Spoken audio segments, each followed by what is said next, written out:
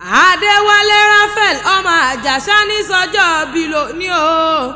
Àṣẹ ìsàmọ́dún lágbára Olódùmarè, ọdún ayọ̀ ló sì mọ́ ṣe. Ọmọ ọlọ́jọ́ bí màrẹ́ o, kò pẹ́ láyé.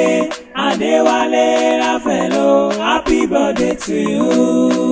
Kògó kògó lòun agogo ró o, pọ́nlá pọ́nlá lòun bàtà.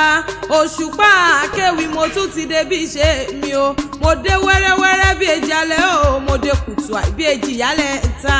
Mo dé nítorí ọmọ ọlọ́jọ́ bí òní o. Adéwálé Raphael ọmọ Àjàṣà ti sọjọ́ bí lónìí, mo wá kí kórìjó pẹ́ láyé o.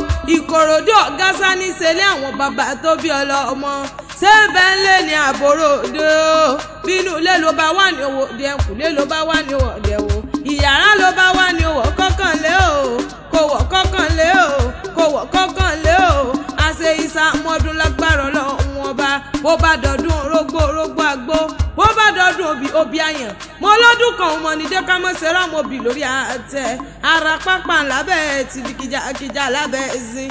Òjòjò ní ìṣòwò kọ́mọ́lé náà jà àkókò làárọ̀ tá a lé. Ọlájúmọ̀kẹ́ o, Aláṣàbí ló pè mí sórí aago. Òun ló ní Òṣùpá akéwì gbéra ńlẹ̀ kó dìde o. Mọ̀ bọ̀ wá bá mi kọ́kọ́ mi, wá bá ń kárí dùnnú mi, wá bá ń kẹ́ níbi ọkàn mi, wá bá ń kí fi ayé mi, wá bá ń kí sítát mi ìkókó ọdún. Ó ní Kòròdú ọ̀gásá ní sẹ́lẹ̀ àwọn bàbá tó bí ọlọ́mọ.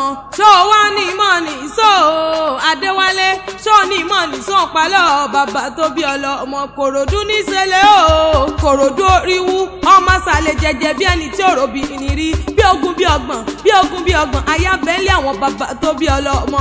Bẹ́ẹ̀ yìí lọ mẹ́lùkú mẹ́dẹ́mẹ́dẹ́ o. Ọmọ ẹlùkù mẹ́ẹ̀dẹ̀, ọmọ ẹlùkù mẹ́ẹ̀dẹ̀, ọmọ ẹlùkù mẹ́ẹ̀dẹ̀, ọmọ sàlẹ̀ jẹjẹ bí ẹni tí òrò bí ní rí o. Ìkòròdú ọ̀gá náà ni mò ń kí lọ́wọ́lọ́wọ́. Òòṣà Kòròdú pé méjì àfẹ́ lùkù ní àwọn bàbá tó bí ọlọ́mọ.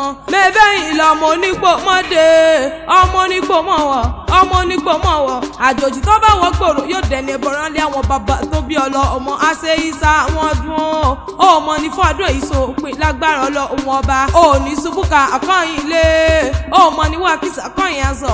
Mo lóòní jẹ́ gungun kẹ́yìn lágbára Ọlọ́run ọba. Happy birthday to you o. Adéwálé Raphael ọmọ Àjàṣà ti sọjọ́ bí lónìí, mo wá kí Ọlájúmọ̀kẹ́ Aláṣàbí olólùfẹ́ rẹ̀ ló ló kú ọdún. Ó lóòní fọdún èyí sópin lágbára Ọlọ́run ọba. Ire gúúsù ni mo pè ó, ire àrẹwà o. Kàn wá filé rẹ̀ ṣe bùgbé, kàn wá fọ̀dẹ̀dẹ̀ rẹ̀ ṣe kalẹ̀ ọjà rẹ̀. Ó ti wá sọdún èyí òwú ni mo ló ṣe tẹ̀mí sí nínú owó nínú ọlá, nínú àìkú tí ṣe balẹ̀ ọ̀rọ̀. Adéwálé Raphael o, happy birthday to you.